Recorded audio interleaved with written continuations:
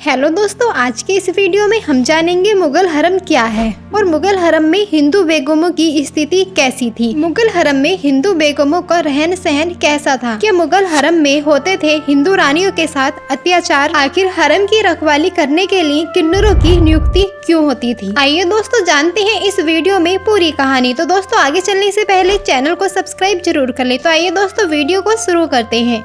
हिंदुस्तान पर कई सालों तक राज करने वाले मुगल साम्राज्य का दौर काफी लंबा रहा है, जिससे जुड़े किस्सों कहानियों को आज भी याद किया जाता है।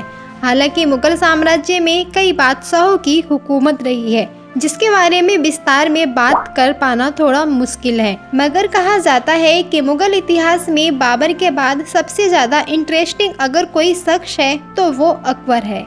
13 साल की उम्र में बादशाह बनने वाला, अंदरूनी और बाहरी तौर पर राजनीति में फंसा अकबर अपने आप में एक एरा है।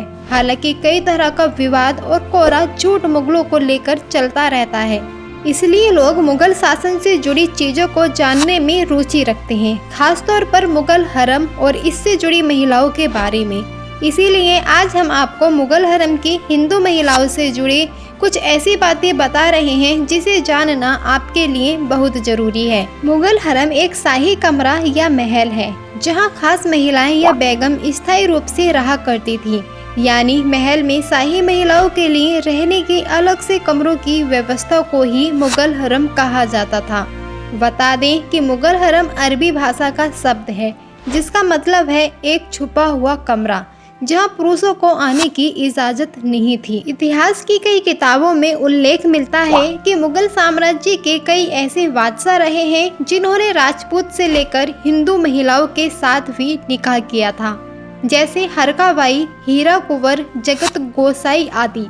वहीं अबुल फजल की किताब के मुताबिक मुगल साम्राज्य का हर बादशाह अपने महल में हिंदू से लेकर मुस्लिम बेगमों के लिए हरम बनवाया करते थे। इसीलिए हरम में हिंदू महिलाओं की स्थिति या रहन सहन भी अन्य महिलाओं की तरह होती थी, मगर कहा जाता है कि महिलाओं को पर्दा करना पड़ता था। साथ ही एक बार जो महिला हरम में प्रवेश कर लेती थी, फिर बाहर बादशाह की मर्जी से ही जाती थी। बादशाह की बिना मर्जी के वह हरम से बाहर जा ही नहीं सकती थी। अबू फजल द्वारा लिखी गई अकबरनामा में उल्लेख मिलता है कि बादशाह अकबर के समय हरम में 5000 महिलाएं रहा करती थीं। इसमें बेगमों के साथ वो महिलाएं भी शामिल थीं जो बगैर शादी के भी रहा करती थी। कहा जाता है कि हरम में रहने वाली हरका बाई अकबर की सबसे खास बेगमों में से एक थी, जिनके लिए खास व्यवस्था की जाती थी। साथ ही हरम की सारी महिलाएं हरका बाई के आगे झुका करती थीं और उन्हें मरियम उज जमानी का दर्जा देती थीं।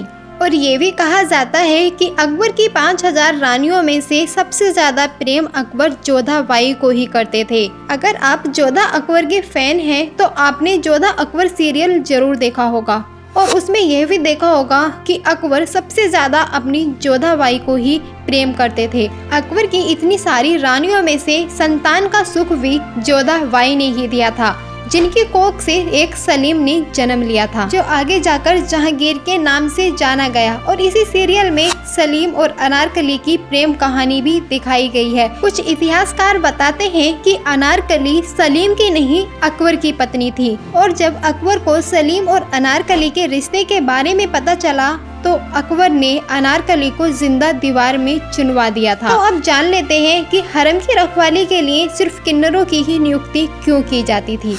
हम आपको बता चुके हैं कि हरम केवल महिलाओं के लिए बनवाया जाता था, इसीलिए हरम की रखवाली करने के लिए किन्नरों की नियुक्ति की जाती थी। किन्नर हरम का न सिर्फ शाही महिलाओं की देखरेख करते थे, बल्कि सारा काम भी देखते थे।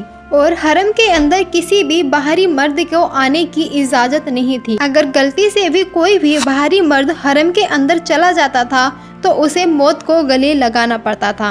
तो दोस्तों अब आप समझ गए होंगे कि हरम क्या था और हरम में हिंदू बेगमों की स्थिति कैसी थी और हरम के अंदर क्या होता था। दोस्तों उम्मीद करते हैं कि आपको ये जानकारी और वीडियो पसंद आई होगी।